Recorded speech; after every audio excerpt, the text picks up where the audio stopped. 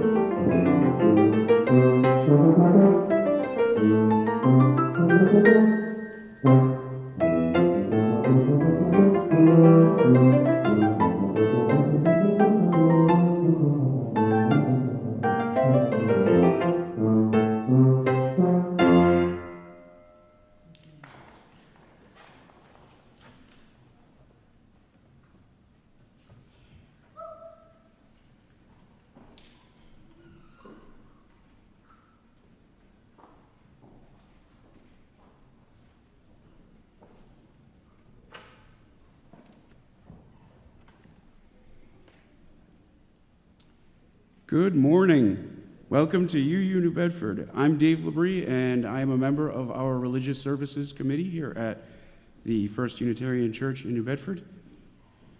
We are a beloved community of people who believe that everyone is worthy of respect, science is real, and the democratic process is a sacred thing. that we are all part of an interconnected web, and that the light and energy we shine and share and put out makes a difference in the world. We are people of purpose, and if what you hear today resonates with you, we hope you'll consider becoming a part of this way cool family of seekers, keepers of this long dream that is our church. First Unitarian in New Bedford recognizes that the land we inhabit and enjoy sits on the unceded ancestral lands of the Wampanoag, the people of the first light. We actively commit ourselves to the process of working to dismantle the legacy of colonialism and oppression of our country's native people and all who have been marginalized. Some housekeeping items for today. If you are new here, we have blue cards in front of you in the pew. Please fill that out so we can keep in communication. We'll be having coffee hour after service. Please join us downstairs. We are live streaming, so like and subscribe us on YouTube, and please put your phones into worship mode. For the chalice lighting today, we have Reverend Sarah Person, who will also be running the service today. She will be presenting. Reverend Person is a retired Unitarian Universalist minister from Middleborough. She serves as a member of the Bayou Channing Chapter Leadership Council of the UUMA, a good officer and a mentor as well. During the past decade, Reverend Person has also served congregations in the New England region of the UUA as one of a group of peer facilitators. It was the September 11th, 2001 attacks that propelled Reverend Person into ministry.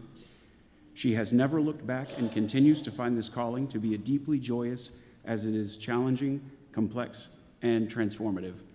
Please welcome up Reverend Person for our chalice lighting, and also Jason to light the chalice for us today.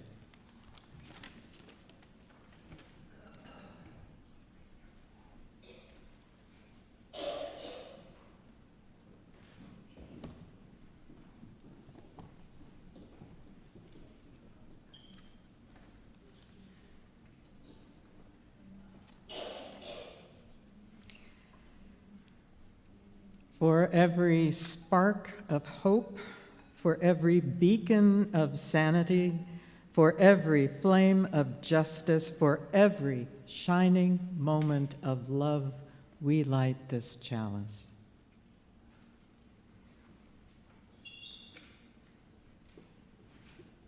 Thank you. Good morning, everyone. It is really good to be with you today, particularly after the events of this past week, because it actually gives me, and hopefully you as well, a chance to find a path from despair to defiance and hopefully to resilience.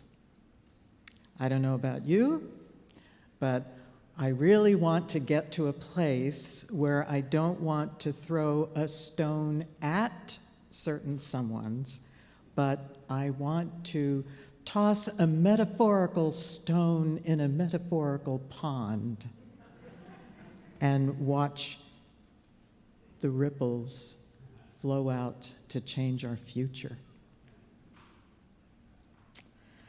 So my opening words are by Nita Penfold, and if any of you have taught religious education, Penfold is a poet and author. She's also a retired UU religious educator. I think 16 years she was, and she created a lot of the materials that we use in our Sunday schools now, including spirit play. So if anybody's familiar with that, she's the one that created it. And this is what she has to say. And if I could, I would want to inscribe her words upon our hearts. No matter what they tell you, no matter what, let it be about joy. Let it be about the sacred, self-surviving, no, thriving, shining its way to the knowledge within. Let it be about blooming, the unfolding of the universe within you.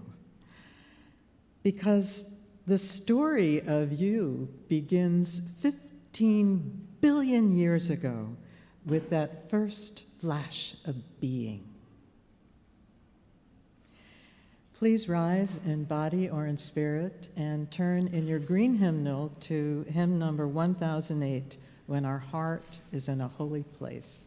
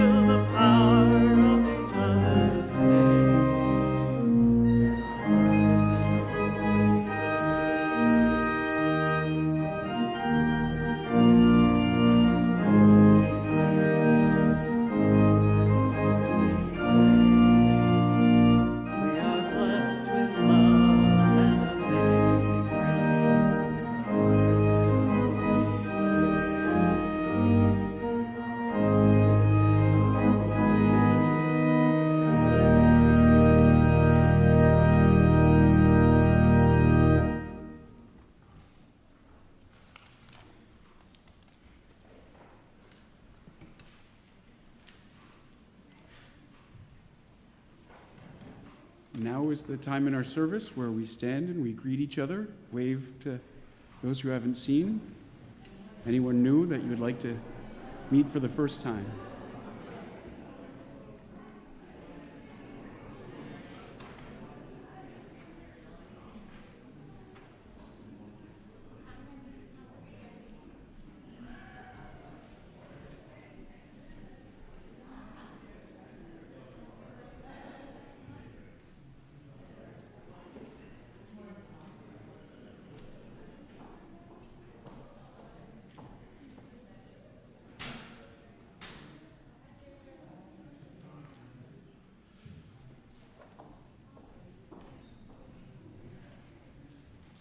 And now, if we could all remain standing or stand for the unison reading of our covenant.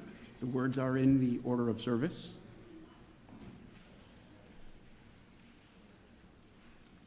We come together as a religious community, upholding freedom of conscience, right relationship, and the inherent worth of all people. We value our diversity and pledge to care for one another in the spirit of compassion, to speak and listen to each other with respect, and to promote justice and kindness in the world. And now, Mari will be reading for us our story for all ages today.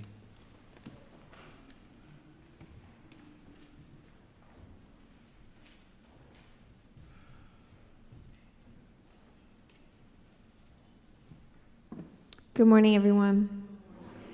Today's story is about something that speaks very deeply to my heart. It's about the United Nations Covenant for the Rights of All Children. The U.S. is one of the only countries did not sign that covenant. And for me, children's rights is very, very fundamental to everything that I do. So, for every child, the rights of the child in words and pictures. Whoever we are, wherever we live, these rights belong to all children under the sun and the moon and the stars. Whether we live in cities or towns or villages, or in mountains or valleys, or deserts or forests or jungles, anywhere and everywhere in the big wide world, these are the rights of every child. Understand that all children are precious. Pick us up if we fall down, and if we are lost, lend us your hand. Give us the things we need to make us happy and strong, and always do your best for us whenever we are in your care. All children should be allowed to live and grow and grow and grow until we are grown up and can decide things for ourselves. I'm probably going to say these names very wrong, but Max, Zara, Betty, Juan, Suin, Reza, Paulo, Yar, Yoko, Muhammad, every one of us shall have a name and a land to call our own. Keep our families together, and if we have no family, look after us and love us just the same. Allow us to tell you what we are thinking or feeling, whether our voices are big or small, whether we whisper or shout it, or paint, draw, mime, or sign it. Listen to us and hear what we say. No one on earth has the right to hurt us, not even our moms and dads. Protect us always from anyone who would be cruel. If we are disabled, either in body or in mind, treasure us especially, and give us the care we need to live happily in the world. Watch over us, wrap us against the cold and rain, and give us shade from the hot sun. Make sure we have enough to eat and drink, and if we are sick, nurse and comfort us. Teach us all to read and write, and teach us well so we grow up to be the best we can be at whatever we wish to do. Take care of our earth, the flowers, the trees, the rivers, the seas, and teach us how to care for it in our turn. All children shall have time to play and time to rest when we are tired. In times of war, do not make us part of any battle, but shelter us and protect us from all harm. Allow us to say our own prayers in our own words, whether in churches or temples, synagogues or mosques, chapels or shrines, or any other place a prayer may be said to our own God. And let us sing and dance and dress in the ways of our own people. Do your best to let everyone know that, whoever we are, wherever we live, these are the rights of every child. The end.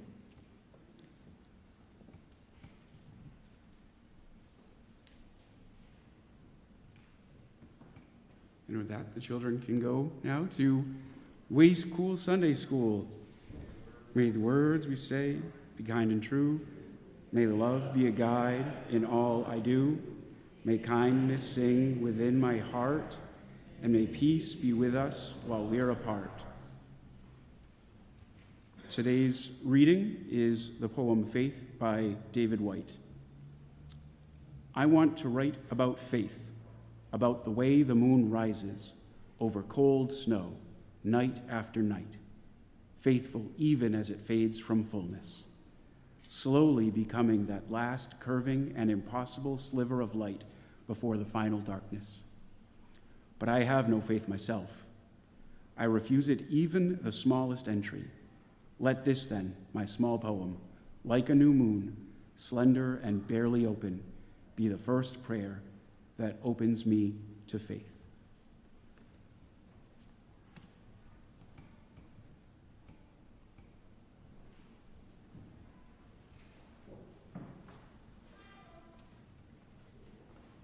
And this is the portion of our service where we light candles of joy and concern. Anyone is welcome to come up and briefly share anything that has been lifting them up or bringing them down, and we will light a candle for that concern.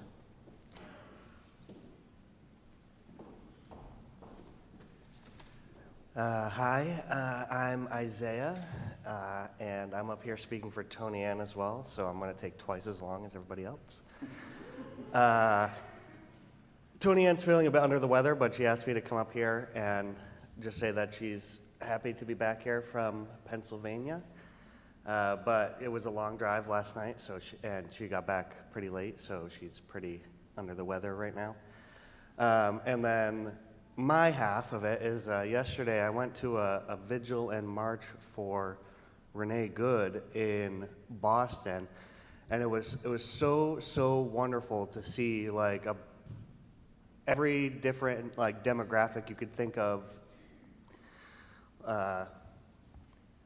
like racially, religiously, and then especially age-wise. There is a very the wide range of ages there, and I thought it was so wonderful that people's moms and dads and grandmas and grandpas and everybody in between was getting out there. But the one thing was, and I'm sure these people were very well-intentioned, but a lot of people kept taking pictures, taking out their, getting their selfie like this, and then taking a picture of their whoever was related to them.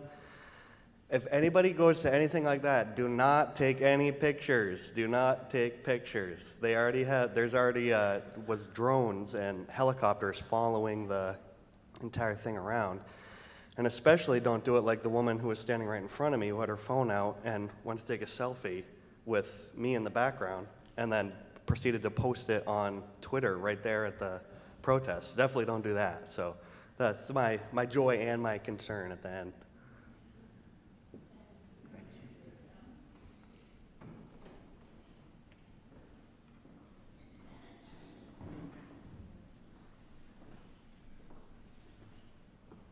Hi, my name is Ron Mello. I haven't been here for quite a time. That's okay, I don't like taking pictures on my phone. I always hate it.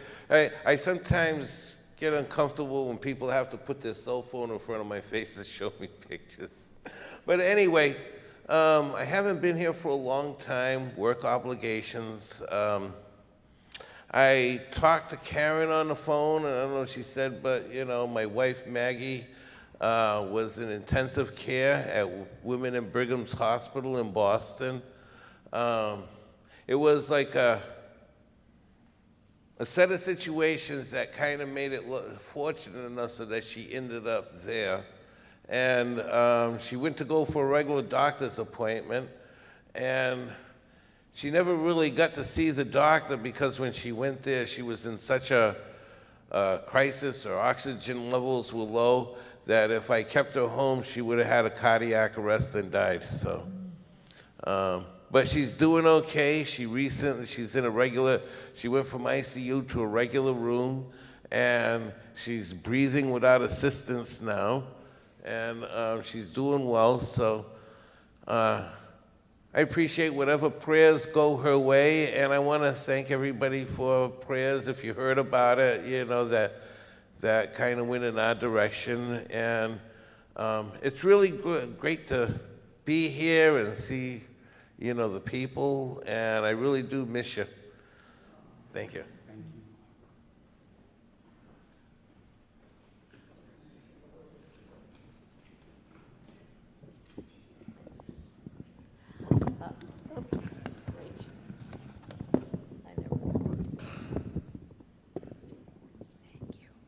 Hi, I'm Judith Morris. I wanted to let people know that there is going to be a protest today at 1 o'clock in Mattapoisett at the corner of Route 6 and where the gas station is, right when you get off the highway. What? North Street, yes, North Street. And it's sponsored by the 5 towns, Mattapoisett, those 5 towns that are together, but anybody can come, and it's in response to what has happened recently with the ICE shootings and just in general, our protest. So you're welcome to come, and I hope you will do that. Thank you. Thank you.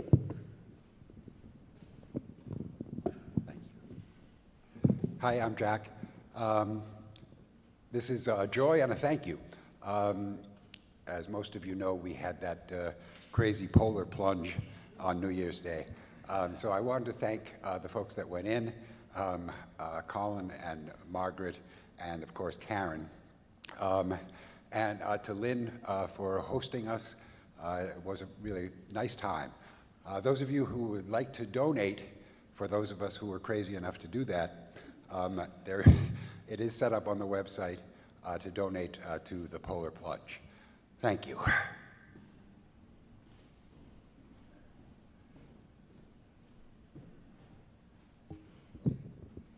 Hi, my name is Deb. I have good news, which is that Steve and my daughter is going to be moving into her own apartment, and that's a real plus for her. There's not such good news, which is that I'm getting old, and the symptom of that is that my ability with numbers is getting a little sketchy, which is not very good for a church treasurer. So we're going to need a new treasurer. So if you've got numbers in your brain, come and talk to me. Thank you.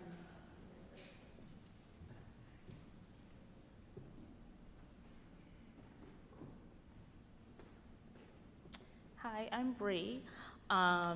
This past week, Dave and I have been dealing with some challenges. His mother is in the hospital with pneumonia and RSV. Her oxygen levels, I took her in and they were very low. So she's on oxygen right now. Her spirits are really up, and she's, you know, a very, very happy person. So, but I would just like, you know, some prayers for her. And his aunt is currently in a facility for care now. She's going through dementia, and she has POTS. So she's going to be confined to a wheelchair for the rest of her life. And she's also very deeply religious, and I'm sure she would love to have some people to think of her. So thank you.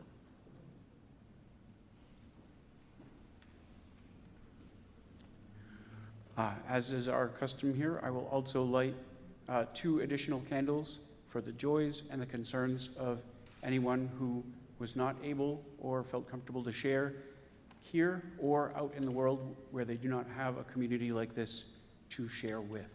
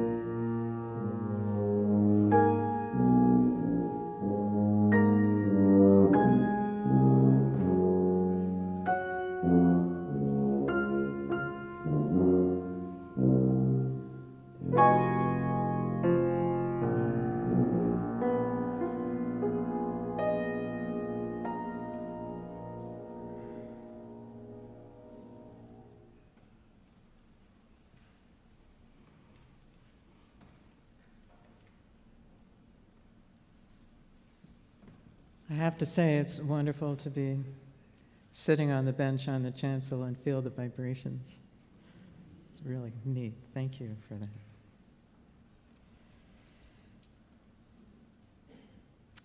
I want to share in a moment of prayer and meditation, followed by a moment of silence.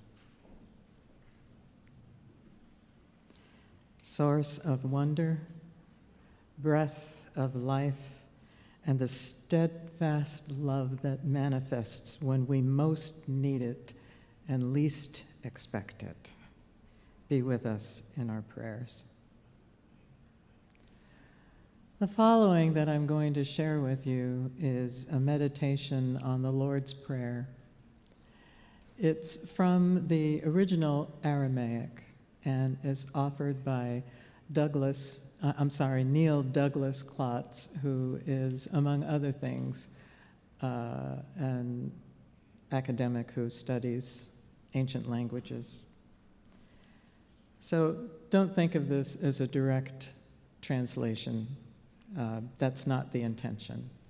It's supposed to be just to kind of free us up and think about the other meanings of the Lord's Prayer from the original Aramaic, as Jesus would have shared.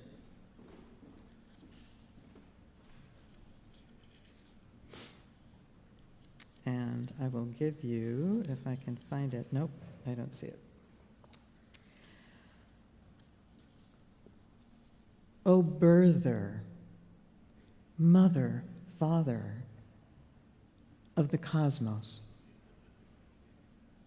focus your light within us. Make it useful. Create your reign of unity now through our fiery hearts and our willing hands. Help us love beyond our ideals and sprout acts of compassion for all creatures. Animate the earth within us. We then feel the wisdom that's underneath and supporting all. Untangle the knots within so that we can mend our hearts' simple ties to one another. Don't let surface things delude us, but free us from what holds us back from our true purpose. Out of you, the astonishing fire, returning light and sound to the cosmos. Amen.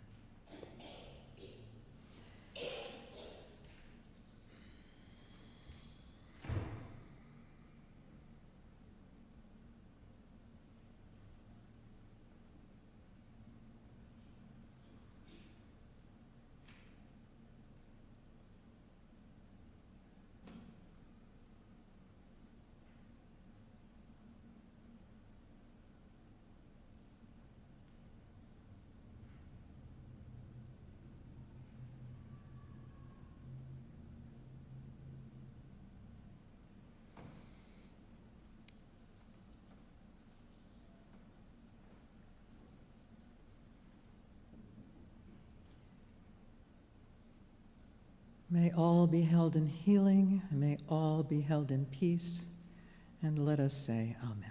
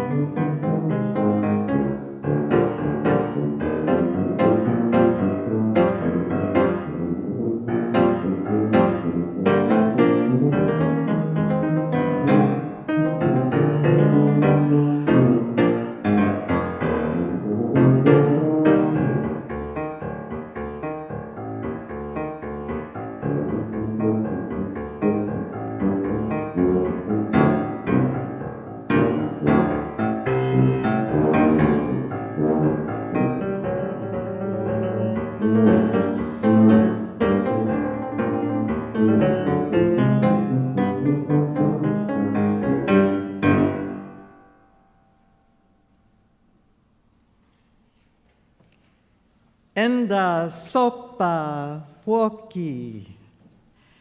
In Maasai culture, greetings are not all casual, like this one that I just shared. That means, greetings, everyone.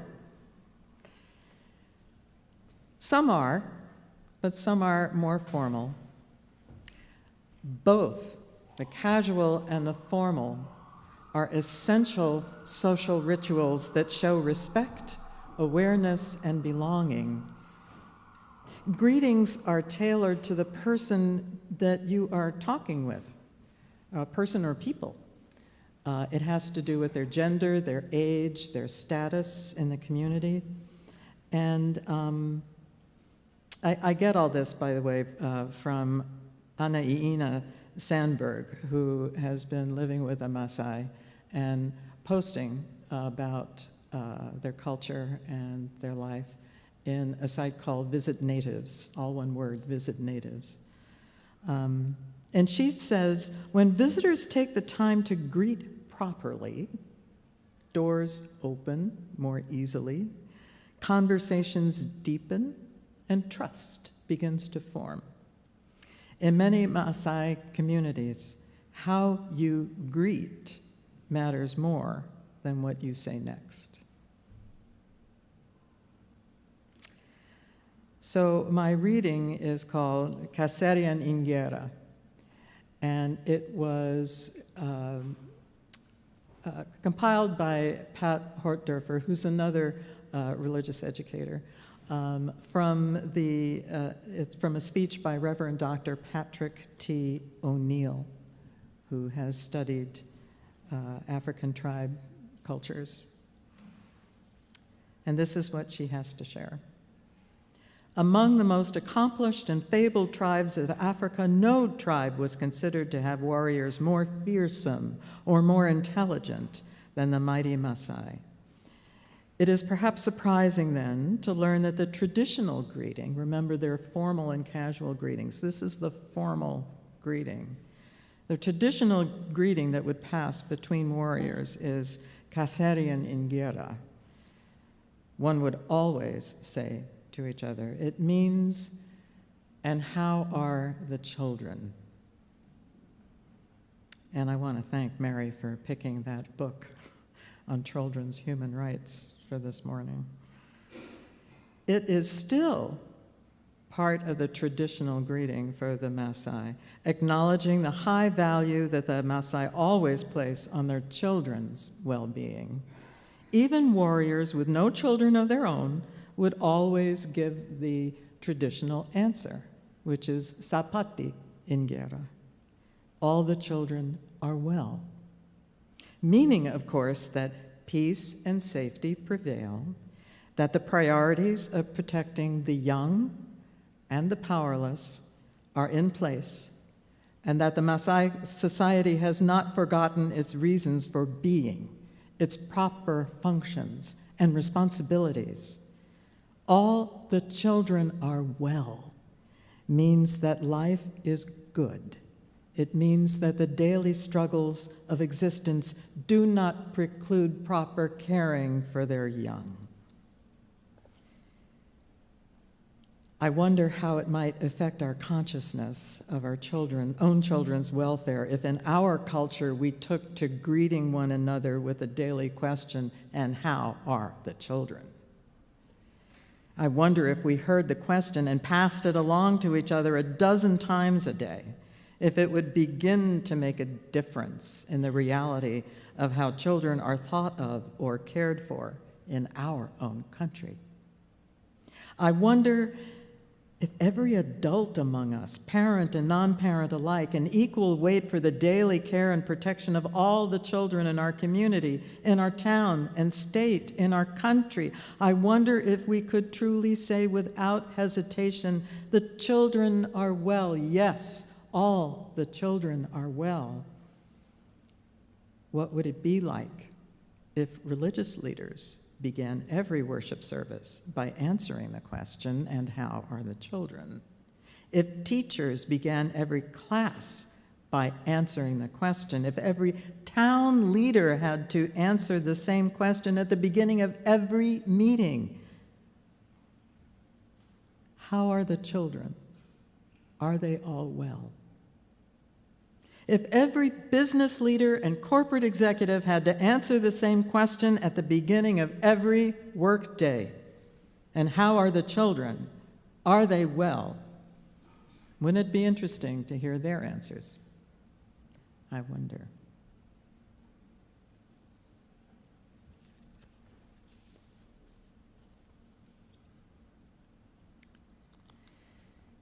And now we're going to sing our hymn number 88, Calm Soul of All Things, in your gray hymnal.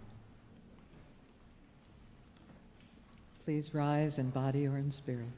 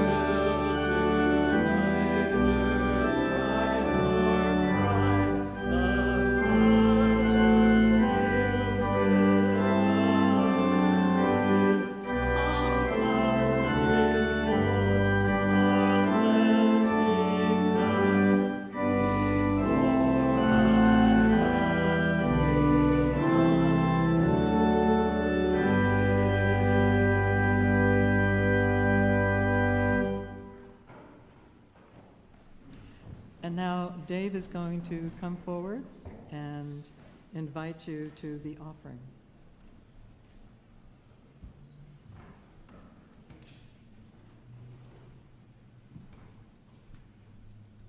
Thank you, Reverend.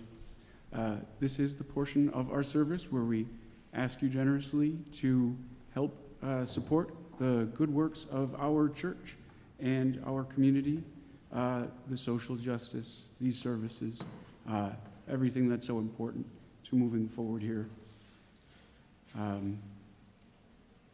Please share what you can. Thank you.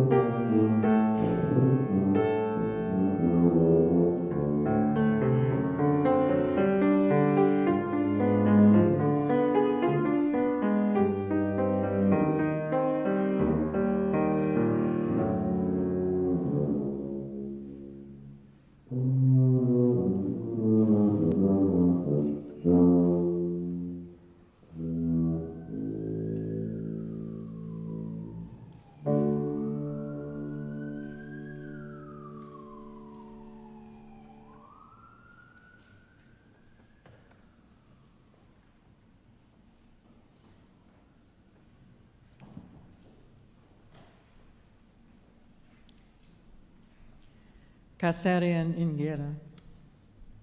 And how are the children? And how are your children today, this past week, this past month, this past year?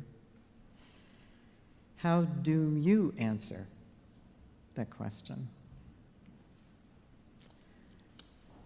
What are the Maasai actually asking you? They are asking, is the heart of your community safe from invaders? They are asking if the future of your people is sure. I would answer you this morning that the children are not well, that the children are not safe. And as Ezra Levin put it on Wednesday night at a Zoom meeting that was helping to organize a lot of these protests and vigils that we're going to be going to, no one is safe until all of us are safe. It is my opinion that there are leaders in our nation that have abandoned any priorities that peace and safety prevail, that priorities of protecting the young and the powerless are in place. They have abandoned any pretense that society has not forgotten its reasons for being, its proper functions, and its responsibilities. And last Wednesday night, Lorea Prelude from Community Change said, democracy is not judged by how hard it can be, but how humane. Our leaders, not all of them, but some of them, have lost the basic tenets of faith. The golden rule appears everywhere in the world, and all times and places. And they have lost the basic tenets of civilization, which is to care for the most vulnerable among us. That is a sign that we are doing our job right.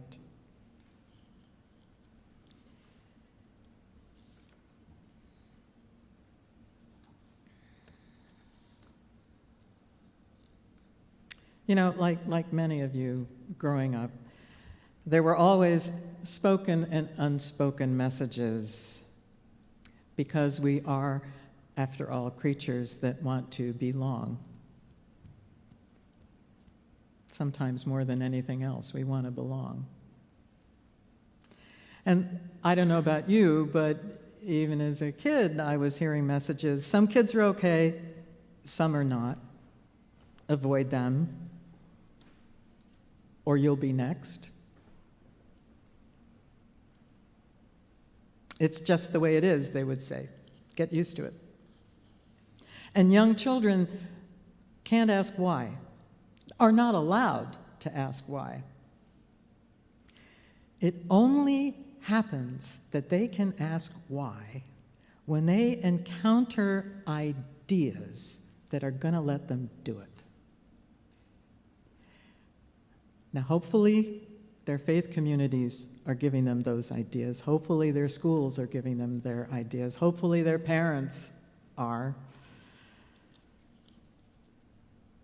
Ideas can exist in these places, church, school, home, to help grow strong characters, tender spirits, restless curiosities, and generous temperaments. But sometimes they're not there.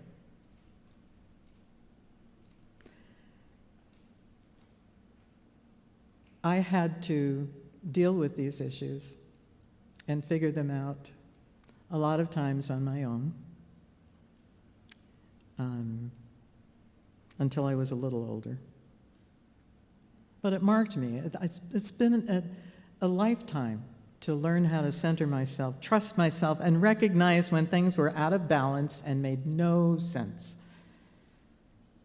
It's been a lifetime to give me the courage to resist in the moment, to act on it, to accept whatever risk happened.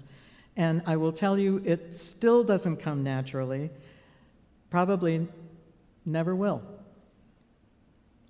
And actually, sometimes the centering comes after the fact, but I'm still learning. See, this is all about one of the steps that we talk about in our statement of values, our Unitarian Universalist principles. This is about transformation.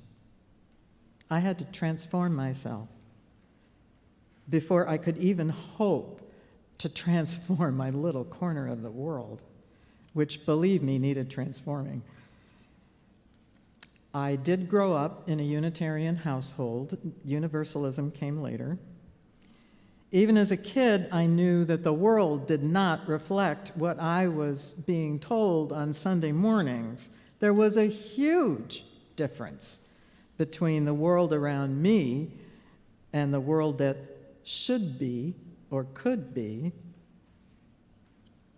So I spent a lot of time trying to make sense of things because we're also meaning-making creatures, we humans.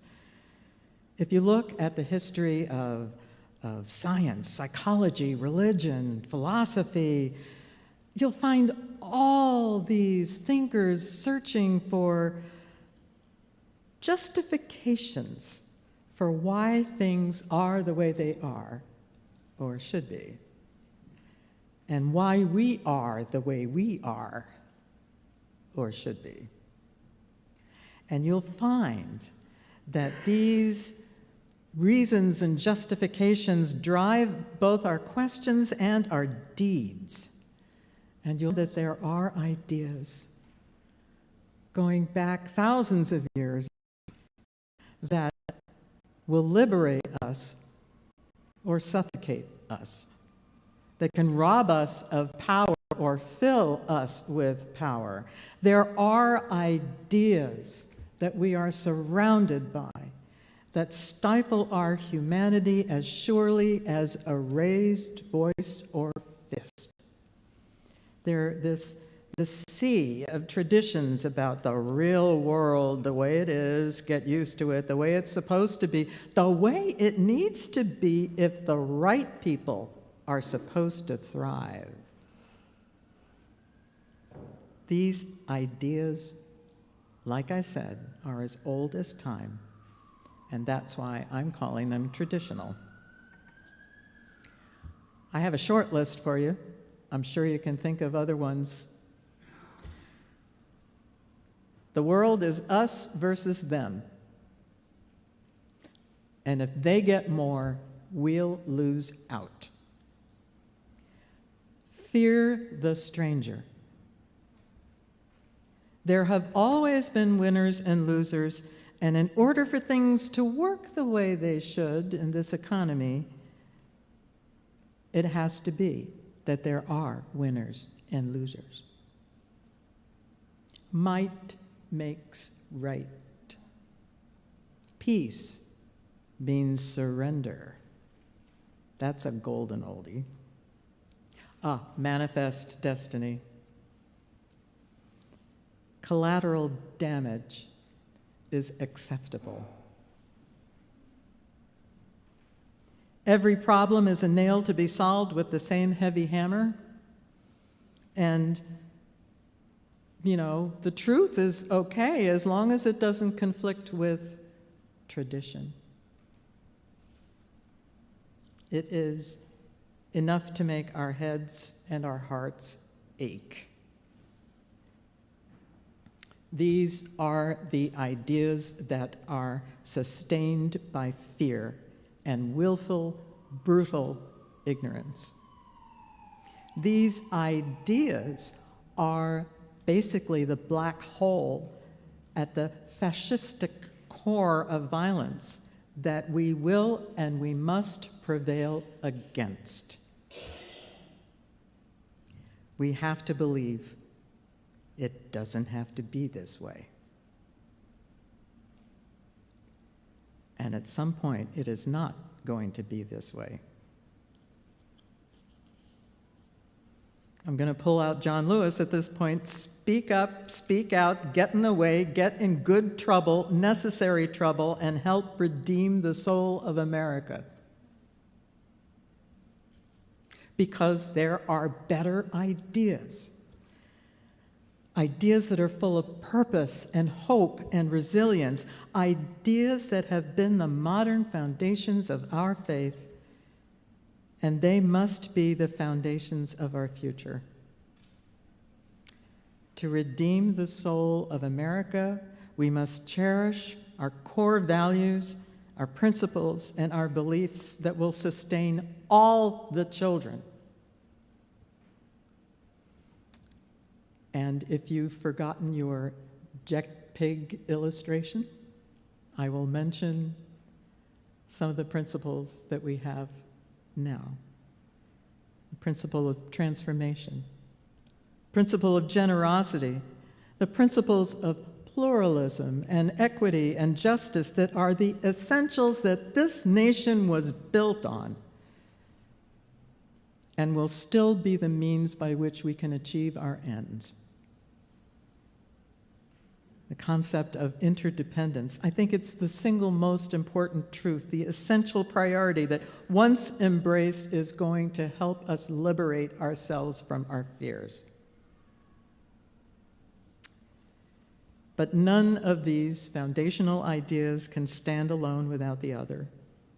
None can stand unless we live them into the world, and none can stand without love being at the center of them all.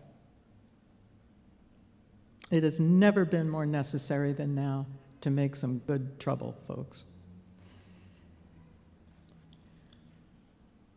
But I will offer that the traditional ideas, the suffocating ideas, are holding our kids back, no matter what we're teaching them in the home. If they are going to thrive, if they are going to have a future, if we are going to have a future, we need to give them the better ideas. We need to inspire our youth, and we need to let them inspire us.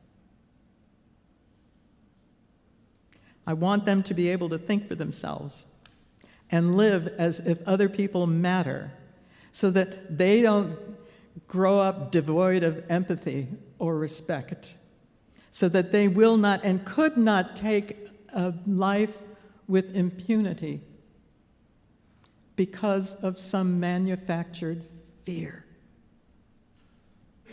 So that the heart of the home, the village, the nation has room enough for a world of differences, and that those differences are precious to us, so that we may cherish them.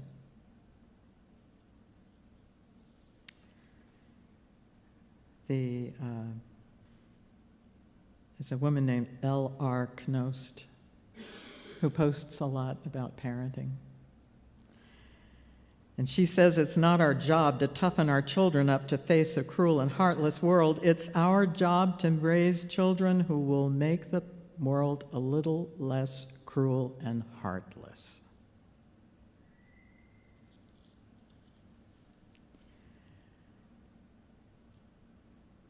So I think it's vital for us, as we are taking to the streets, to take to the places that we hold sacred and make it our mission to create a safe place, physically, educationally, socially, culturally, and for them to be able to explore the possibilities.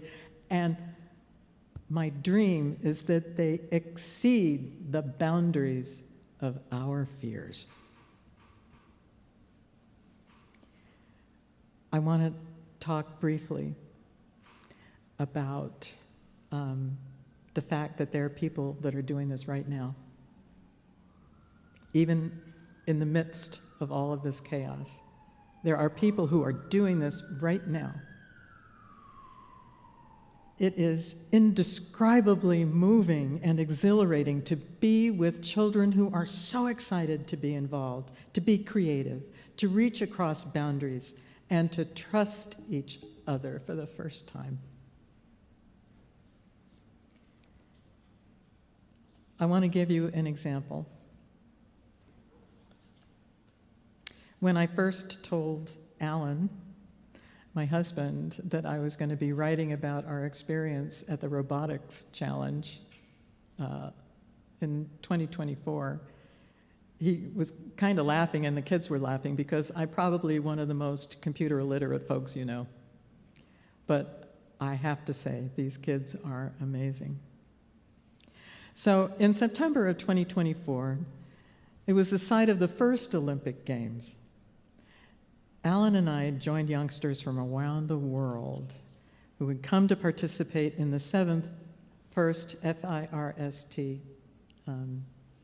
It stands for, I can't remember what it stands for Inspiration and Recognition of Science and Technology. It's been around for, over 25 years. Have any of you got kids or grandkids who are part of Lego League? Or robotics for middle schoolers? Yes. High schoolers, or have been through it yourselves? So we were at an event that was for the older kids. For the older kids from 193 countries. The countries obviously include first, second, and third world nations. And they all came to Athens to build and program their robots to compete and to collaborate with other kids from other countries, so that there were groups that were competing against each other. And the whole idea is that they try and level the playing field for third world nations who are obviously competing with first and second world nations, and you know what? It works. At the end of it all, a lot of first world nations were kind of in the middle, some of them were toward the bottom, and a lot of second and third world nations were actually at the top. It's lively and organized chaos. These kids have their booths, and they work on assembling their robots and programming their robots, and when they get together and compete, they're in this big arena with a lot of lights and noise and music and dancing. And it's like nothing I've ever seen before. And I didn't go this year to Panama City, but I'm hoping to go again.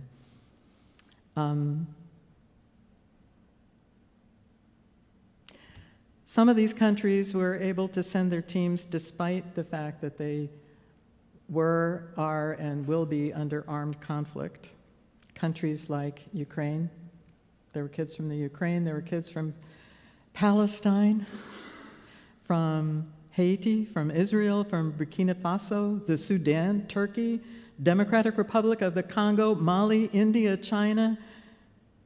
There were a few teams who were forced to stay behind, or had to accept some restrictions. One of them was the team from the Sudan. Typically the teams are like 7 to 12 kids, but there was the Sudan restricted their team of children to 2, a brother and a sister. And it's impossible to program and build the robots with just 2 people.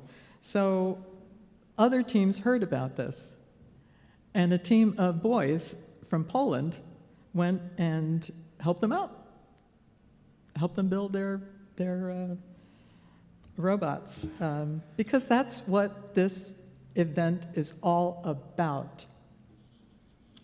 I will tell you, it's not some do-gooder's vanity project. Like I said, since 1989, over 4 million kids have participated in programs across this nation and worldwide. So the organizers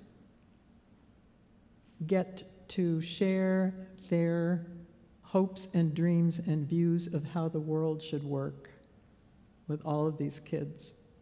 And then these kids acted out by making friends with each other, friendly competition, and helping each other in many ways.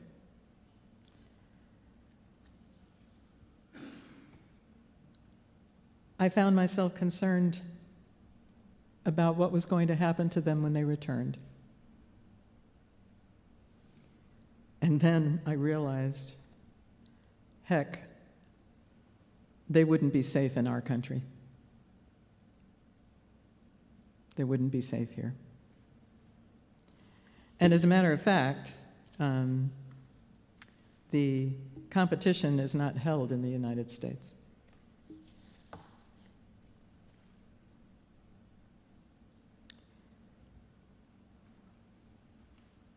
I want to share with you that it is possible.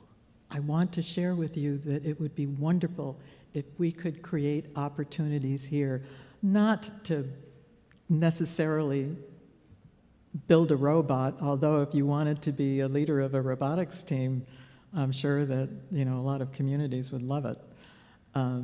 But it doesn't have to be science. It could be history or theater or music or art or writing or all gardening. Anything that's going to get kids and grown-ups together, working together, creating something together, and making a difference in these kids' lives and in the adults' lives. It could be any of that. Because this is the antidote to what is going on in our country today. This is the antidote to fear, the fear of the other, the fear of losing out, the fear of losing our place, and all of these inhumane traditions that stain our souls. We will need strength to overturn oppression in our society. We're going to need courage to face our fears, and we're going to need courage to face the fears of what we'll see in the mirror, what we'll see when we look into our own hearts. And we're going to need the humility to know that we can't do this alone. We absolutely cannot do this alone. I invite you to let the universe unfold within us. May we be humble. May we be strong. May we be courageous enough to take these steps, because our lives and our futures depend on it. Thank you. Our closing hymn this morning is hymn number 1028 in the green hymnal. It's The Fire of Commitment.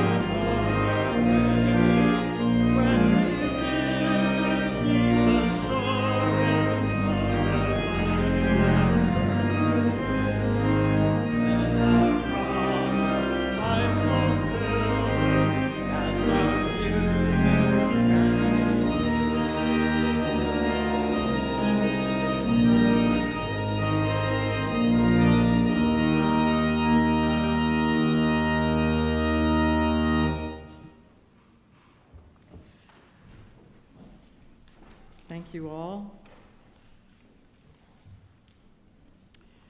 Please turn to your order of service. And this is a responsive litany of benediction. It's by Angela Herrera. So I'll speak the plain font and you'll speak the bold font. Don't leave your broken heart at the door. Don't leave your anger behind. Bring them with you. Bring your loving. Bring your need for healing. There is work to do.